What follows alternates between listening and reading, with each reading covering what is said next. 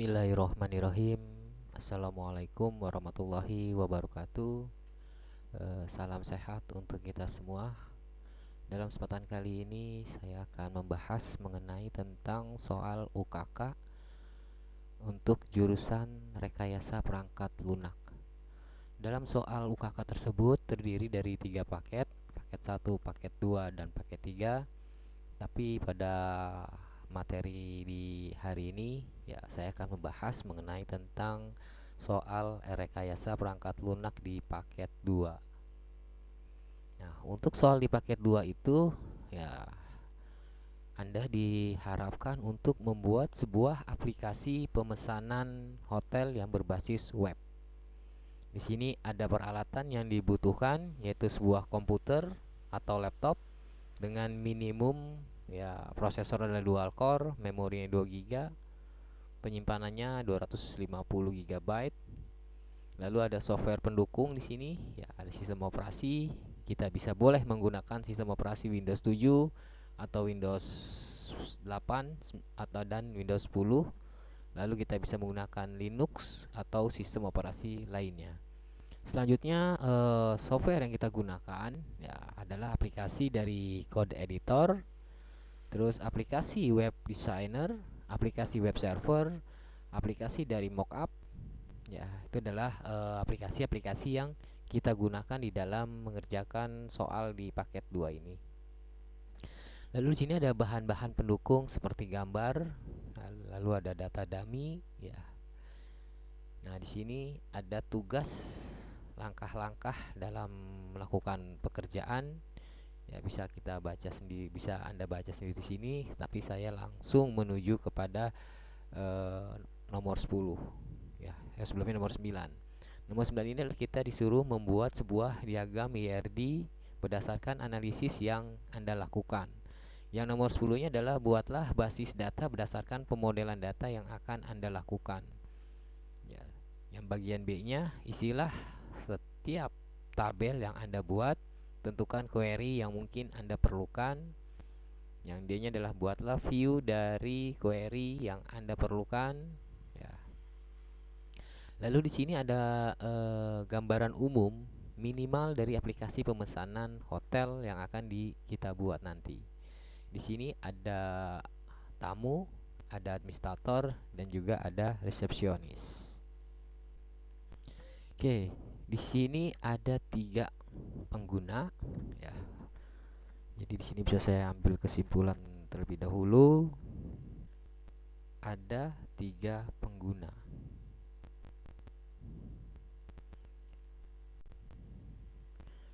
Ya, yang pengguna pertama adalah tamu. Pengguna yang kedua itu ada admin ya, administrator. Dan pengguna yang ketiga adalah resepsionis.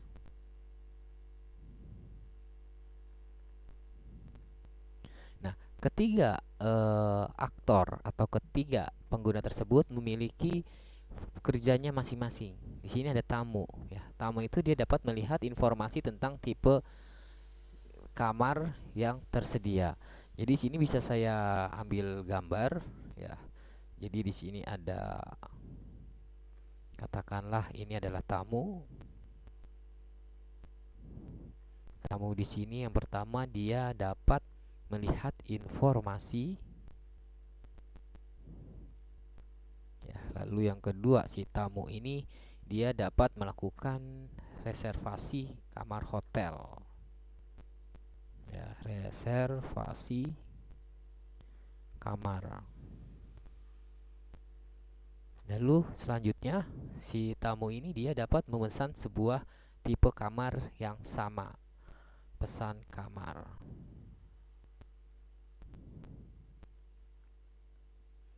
Selanjutnya si tamu ini dia juga dapat mencetak bukti dari reservasi yang dipesannya.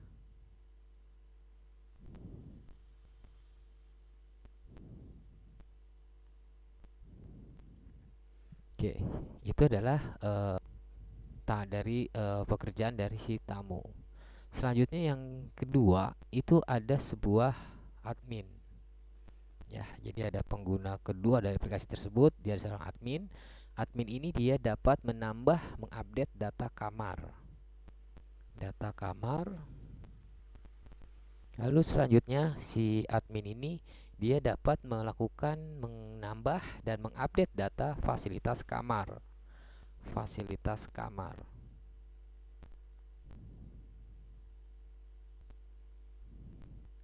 Dan si admin ini dia juga dapat melakukan menambah dan mengupdate data fasilitas umum. Ya, jadi ada fasilitas kamar dan ada fasilitas umum. Nah, selanjutnya pengguna yang ketiga, ya, itu adalah resepsionis. Ya, ini admin. Yang ketiga adalah resepsionis. Nah, si resepsionis ini dia dapat melakukan pengecekan data reservasi. Data reservasi. Selanjutnya si resepsionis ini dia dapat melakukan filtering berdasarkan tanggal check-in. Dan juga resepsionis ini dapat melakukan pencarian data reservasi atau data pengunjung, ya. Cek data pengunjung.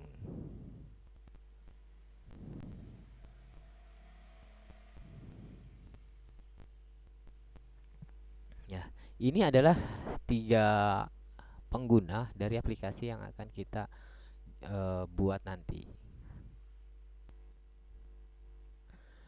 Oke, sekarang kita akan membuat sebuah program aplikasi pemesanan hotel yang berbasis web. Ya, tetapi di sini kita tidak akan membuat sebuah program itu dari awal atau dari nol, ya, melainkan kita akan melakukan sebuah manipulasi terhadap program yang sudah ada atau program yang sudah berjalan. Ya, kurang lebih program yang sudah berjalan dan saya rasa program tersebut sudah sesuai dengan yang ada di soal. Nah, program ini kalau kita lihat dari soal, ya, di sini tamu dapat melihat informasi tentang tipe kamar hotel. Nah, di sini ada menu, ya, kita klik kamar. Nanti di dalam menu tersebut terdapat jenis-jenis kamar yang ada di hotel tersebut. Nah, di sini ada kamar superior, ada kamar deluxe, dan ada kamar standar. Kamar deluxe ini deskripsi dari kamar superior itu, ya, ada berukurannya 32 meter persegi, terdapatnya kamar mandi shower, terdapatnya coffee maker, ya. Terus ada kalau yang deluxe ini, ya, ini adalah bagian isi di dalam kamar deluxe, ya. Ya, deskripsi daripada kamar-kamar yang ditampilkan. Lalu yang selanjutnya, ya, kalau kita lihat dari soal, tamu dapat melakukan reservasi kamar secara online. Ya, artinya tamu dapat memesan kamar secara online. Jadi kita bisa klik di sini. Misalkan tamu tersebut akan masuk di tanggal 20 bulan Februari. Lalu tamu tersebut dia akan check out keluar, ya, di tanggal 23. Dengan jumlah kamarnya berapa? Ya, di sini bisa kita tambahkan kamarnya 2 atau 3, ya. Di sini kita ambil 1, lalu kita klik pesan. Nah, di sini nama pemesan, misalkan nama pemesan di sini adalah saat kamu misalkan, atau Iwan lah, ya. Yang memesan sebuah kamar itu adalah Iwan. Emailnya adalah iwan@gmail.com. Nomor handphonenya adalah 0888899988. Nama tamunya misalkan Iwan Setiawan. Nah, lalu tipe kamar yang dipesannya apa nih? Apakah superior atau deluxe atau standar? Nah, misalkan sini saya pilih adalah superior. Nah, setelah itu kita melakukan konfirmasi pemesanan. Nah, setelah diklik konfirmasi pemesanan, dia akan masuk ke dalam sebuah bukti, ya. Bukti pemesanan ini terdapat di dalam soal yang nomor 4 ini ya. Tamu dapat mencetak bukti reservasi untuk diserahkan kepada resepsionis pada saat check-in. Nah, artinya si tamu tersebut dia akan melakukan pengeprintan terhadap pemesanan ya. Jadi nanti tamu tersebut akan melakukan sebelum tamu tersebut check-in, dia akan menyerahkan bukti ini bahwa tamu sudah memesan kamar. Ya, jadi bisa di-print secara langsung. Nanti bukti tersebut akan diserahkan kepada resepsionis. Nah, itu adalah untuk menjawab soal yang ada di tamu ini. Nah, selanjutnya adalah admin. Ya, aktor admin atau aktor dari pengguna. Ya, di sini bisa kita ganti admin untuk loginnya ya.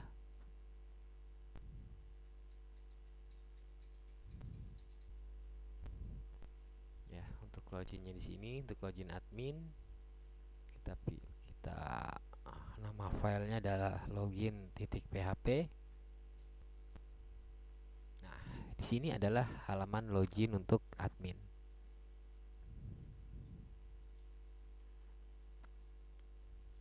Setelah login, si admin ini kita lihat dari soal. Admin dapat menambah, mengupdate data kamar. Ya, jadi artinya si admin ini dia dapat menambah data kamar. Selanjutnya admin dapat mengupdate fasilitas kamar, admin dapat mengupdate atau menambah data fasilitas umum hotel. Nah, jadi di sini admin dapat menambah kamar. Ya, tinggal diklik tipe kamarnya apa, misalnya tipe kamar eksklusif.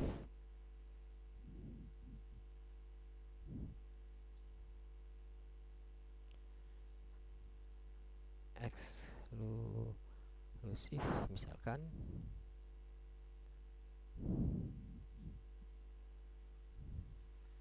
Jumlah kamar yang tersedia berapa? Katakanlah ada 10 kamar. Lalu sini adalah sebuah gambar. Nanti kita simpan. Ya, misalkan gambar ya. Ini nanti gambar kita cari ya. .jpg. Ya, input data sudah berhasil. Artinya akan ada data baru. Ya, itulah admin. Lalu admin ingin mengedit, mengupdate misalkan. Jumlah kamar yang ada misalnya hanya ada 5. Ya. Lalu kita update. Nah, sini masuk jumlah kamarnya adalah 5. Dan si admin ini juga dapat menghapus data yang sudah dibuat. Hapus data berhasil. Oke.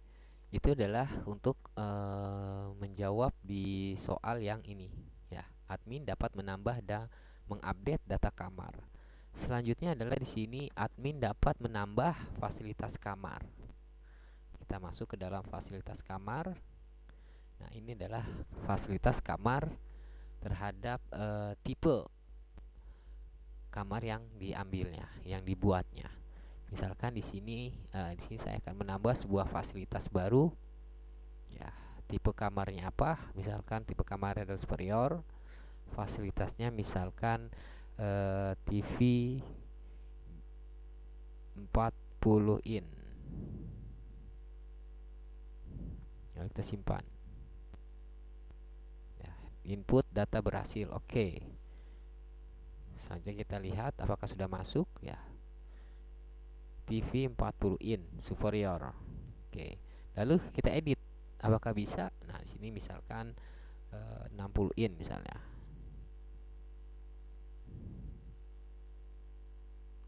Ya, kita cek kembali. 60 in sudah masuk. Ya, berarti si admin ini dia dapat melakukan mengupdate dan melakukan menambah data dari fasilitas kamar. Selanjutnya yang ketiga, admin dapat menambah mengupdate fasilitas umum hotel. Nah, kita klik di sini, si admin itu dapat melakukan menambah jenis fasilitas hotel. Misalkan nama fasilitasnya adalah ruang rapat misalnya.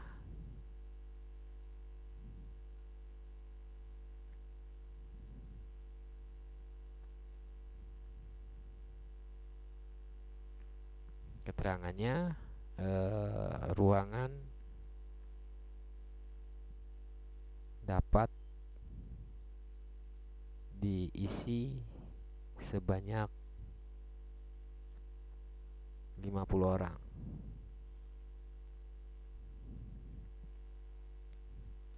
Ini juga gambar ya, gambar ruangan tersebut, lalu kita simpan. Input data berhasil. Ya, ruang rapat kita edit. Misalkan sini 150 orang. Kita simpan. Ya, masuk, sudah berubah. Kita hapus juga sudah bisa. Ya, artinya bahwa si admin ini dia dapat menambah, mengupdate data kamar. Si admin ini dapat menambah, mengupdate fasilitas kamar. Admin dapat menambah, mengupdate fasilitas umum hotel. Oke, selanjutnya di sini kita akan masuk ke pengguna dari resepsionis. Ya. Kita logout dulu. Kita akan masuk ke resepsionis. Di sini nama resepsionisnya misalkan si Bayu. Lalu passwordnya adalah resepsionis.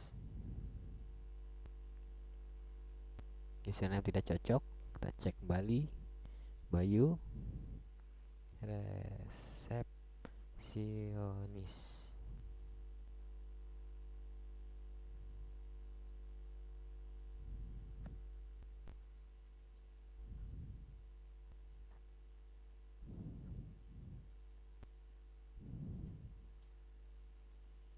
Ya, nggak cocok, berarti kita masuk dulu ke database-nya.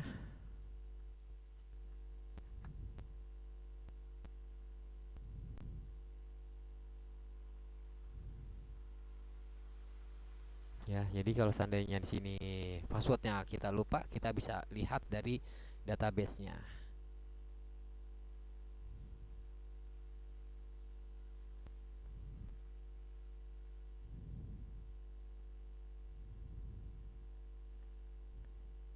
Di sini ada Budi resepsionis. Oh, Budi ya. Jadi loginnya dengan nama Budi, passwordnya adalah resepsionis. Kita sign in. Oke. Ini adalah pengguna dari resepsionis. Kalau kita lihat dari soal, resepsionis dapat melakukan pengecekan data reservasi ya. Jadi resepsionis itu dapat melakukan pengecekan data reservasi. Mana nama tamunya siapa, tanggal check-innya berapa, tanggal check-outnya berapa. Ya, si tamu, ketika tamu nanti datang ke hotel tersebut akan melakukan check-in, katakanlah nama tamunya adalah tadi nih Iwan Setiawan. Dia akan masuk tanggal 20 bulan 2 Februari tahun 2022 dan akan check-outnya di tanggal 23 bulan Februari tahun 2022. Ketika si atas nama Iwan tersebut datang ke resepsionis, ya, maka nanti si resepsionis ini dia akan melakukan check-in, akan melakukan klik check-in. Artinya si Bayu tersebut dia sudah datang ke lokasi. Ya, jadi untuk soal yang satu dan yang kedua juga sudah. Ya, yang satu ini sudah. Lalu yang kedua, resepsionis dapat melakukan filtering berdasarkan tanggal check-in. Jadi bisa dari sini berdasarkan tanggal check-in. Misalkan ini kita tahun dulu 2022. Misalkan tanggal bulan Februari tanggal 22 misalkan. Nah, di tanggal 22 tersebut ya ada tamu yang masuk. Namanya tamu aku dan HSJS. Ya. Ini adalah melakukan filtering terhadap tamu yang hadir. Nah, selanjutnya di sini kita lihat ada data reservasi berdasarkan nama tamu. Ya, pencarian berdasarkan nama tamu. Nah, pencarian berdasarkan nama tamu, misalkan di sini Iwan Setiawan. Nah, ya, pencarian atas nama Iwan Setiawan tanggal 20 bulan 2 2022, check outnya adalah tanggal 23 bulan 2 2022. Oke. Ya. ini juga sudah terjawab. Jadi nanti soal yang akan kita bahas, soal yang akan kita manipulasi, ya programnya kurang lebih seperti ini. Ya, nanti program ini akan saya sertakan di deskripsinya. Silakan nanti Anda mendownload program ini. Oke ya, saya rasa cukup sekian ya penjelasan saya mengenai tentang soal UKK rekayasa perangkat lunak di bagian pertama ini. Nanti pada manipulasi aplikasi itu akan dibahas pada bagian kedua dari video ini. Oke, saya rasa cukup sekian, kurang lebihnya mohon maaf. Wabillahi taufiq wal hidayah. Wassalamualaikum warahmatullahi wabarakatuh.